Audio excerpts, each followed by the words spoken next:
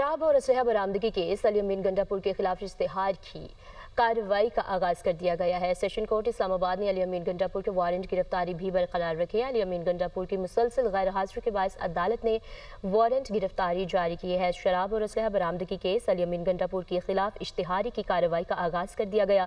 Session court Islamabad ने अली अमीन गंडापुर के warrant गिरफ्तारी भी बरकरार रखे हैं, जबकि अली अमीन गंडापुर की मुसलसल गैर हाजिरी के बायस अदालत ने वारंट गिरफ्तारी जारी किए हैं। जुडिशल मजिस्ट्रेट मुबशर हसन चिश्ती ने केस की समाअत 5 जनवरी तक मुलतवी कर दी। तफसीलात के लिए रिजवान काजी से बात करेंगे। रिजवान, बताइएगा अभी तक की क्या अहम तफसीलात है इस हवाले से?